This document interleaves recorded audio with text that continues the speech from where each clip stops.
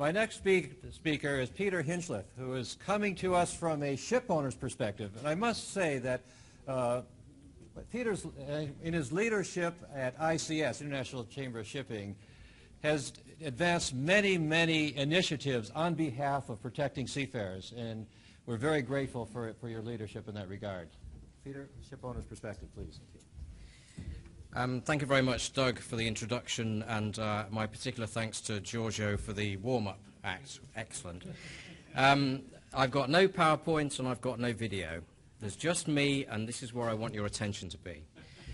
Ladies and gentlemen, there are many aspects of piracy that we could debate this afternoon, but it's my plea that we avoid becoming too focused on individual solutions in detail at the expense of the big picture.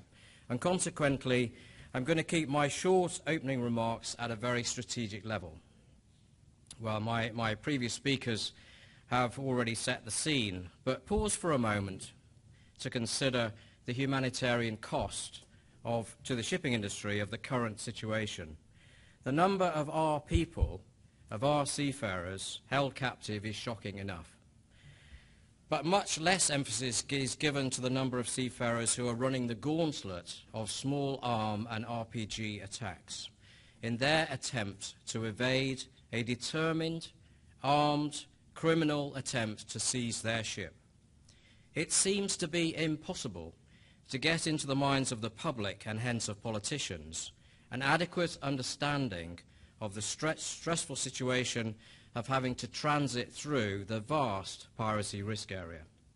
Please imagine for yourselves, for a moment, the stress of having to comply with the BMP requirements for passive defense, the rigging of barbed wire around your workplace, and heaping obstacles across access points. The reality of watching approaching skiffs with alarm, waiting for the armed attack to begin, seeing and hearing the bullets and the RPG rounds hit the ship and shatter windows. Consider the tension of conducting evasive maneuvering in a desperate attempt to keep the pirates off the ship. If they get on board, seafarers these days are facing around 8 months captivity, deprived of an adequate diet and exposed to psychological and physical torture. No wonder, then, that companies are increasingly looking at the employment of armed guards. Where the flag state concerned cannot or will not provide uniformed military armed guards, they are turning to private security companies with all the additional legal and liability issues that need to be considered. We need to remember that the UN Convention on the Law of the Sea places an obligation on state parties to preserve the high seas for peaceful purposes. And in that context, we need to ask why the northern Indian Ocean has become a lawless region where control of the high seas has been ceded to organized, armed, criminal activity at such an enormous cost to those who make their legitimate living carrying the world's raw materials and manufactured goods. The answer is that nobody took a strategic view of the problem as it grew. Nobody understood the cunning of the pirate leaders, and nobody credited them with the ability to analyze every tactical move of the counter-piracy forces and to respond with flexibility and ever more daring and ever more capable attacks.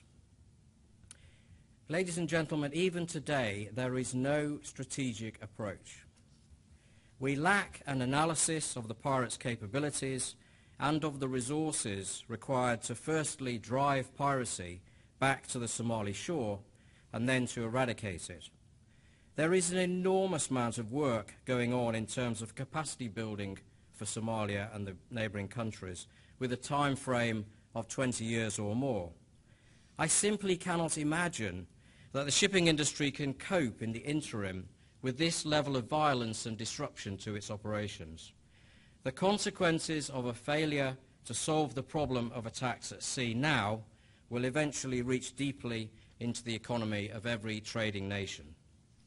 There seem to be two glaring issues. It is only the use of captured merchant ships, so-called motherships, that has given the pirates their astonishing reach across the Indian Ocean and their all-weather capability. A mechanism must be found to restrict the operation of motherships so that they can no longer roam at will across to the coast of India and up to the Straits of Hormuz. This action alone will restore law and order to the major part of the risk area. Secondly, we need an international force to prevent pirates leaving the shores of Somalia. A seaborne, no-piracy zone, facilitating legitimate fishing, but forcefully preventing pirates from putting to sea. A determination by the UN Security Council to call for a halt to this type of organised crime is desperately needed. However, much more than that, a determination on the part of individual governments who have the power to take action is sorely needed to begin to control this awful problem. Doubtless, we will debate many other palliative measures this afternoon, such as some form of mandatory application of the BMP and the need for guidance on the employment of armed guards. But please, do not lose sight of the fact that these measures, whilst helpful and supportable, do nothing to eradicate piracy. They are just sticking plasters over the symptoms of a deep-seated disease. We must concentrate first and foremost on a strategic approach with goals and deliverables.